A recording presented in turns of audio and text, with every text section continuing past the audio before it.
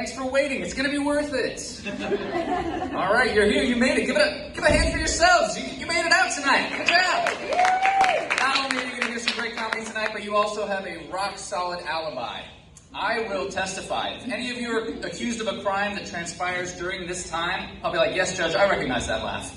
I got you. So let's address it. I know, I'm aware, I have a definite youth pastor vibe. I can't help that, okay? This is who I am. I also ride a bicycle, and let me tell you, you can't look like me, dress like this, and ride a bicycle without everyone assuming you want to tell them about Jesus. And I do come from a religious family, but I haven't passed that on to my daughter. I haven't told her anything about religion, and sometimes her ignorance shows. We were at my aunt's house, and she points at this refrigerator magnet, which is very clearly an angel. Flowing robes, big feathery white wing, and she says, "Fairy!" And my aunt gasped like she'd been shot. Ooh! That is an angel! So then I had to explain to my daughter that angels are fairies that work for Jesus. It's really a matter of employment. And she's like, Jesus?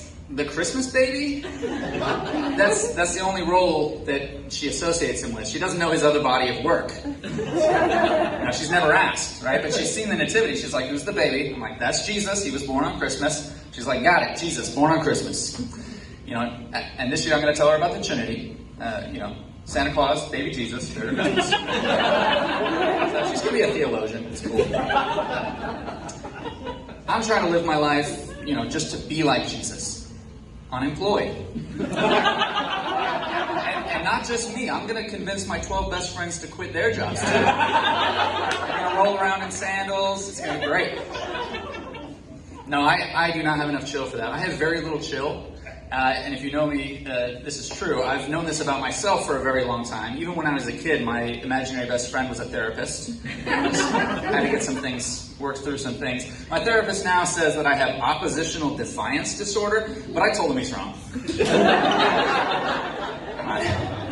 That just can't be right. There are like apps for therapy now. Have you seen this? You can get therapy on your phone.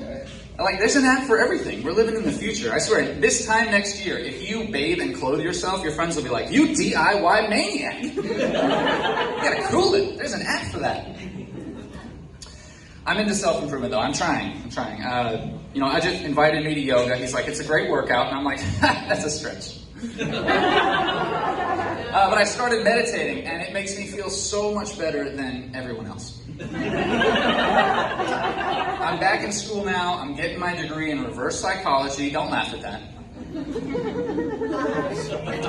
Well, obviously the education's not about comedy.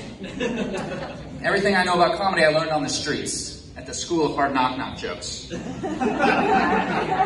The most important lesson is you can't run from your problems. Well, unless your problem is obesity, in which case running will work. Keep it up. Or if your problem is depression, exercise is great for mental health. When I get out for a run, I immediately realize that my physical health is even worse than my mental health. It's all about balance. Although sometimes I'm just so filled with rage. I think it's the roids. The hemorrhoids. They make me angry because I can't sit down. That's why I'm doing stand-up right now. I can't pursue any other form of comedy, you guys. Speaking of medical conditions, anybody in here give blood? We got any heroes in the house? Anybody donating blood? Woo! Yeah, thank you. Good on you.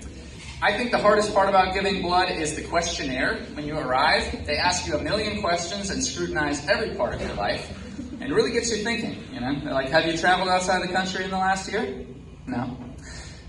You get any new tattoos or piercings? No.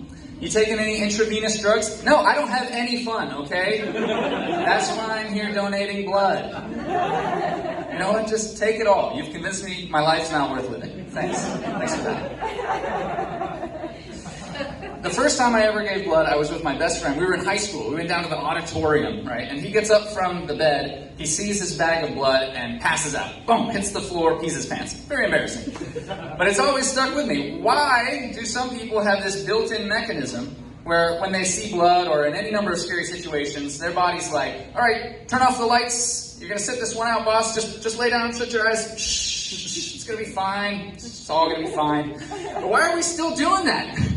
Shouldn't evolution have weeded that out by now? And then I think about it the other way. I'm like, wait. If it's still around, that means it's been an evolutionary advantage. Like, evolution's like, your judgment is so bad that in an emergency, it's actually going to be better if you're unconscious. We're all victims of biology. None of us asked to be the way that we are, right? People ask me, why are you like this? I don't know. I just live here, okay? I was given this equipment.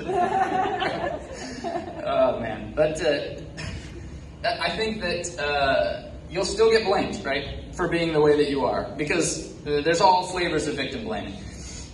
You've seen it in the news. I've even experienced it myself. I was, like you, sir, afraid of being cold. I was in the movie theater and I told my friend, I'm cold.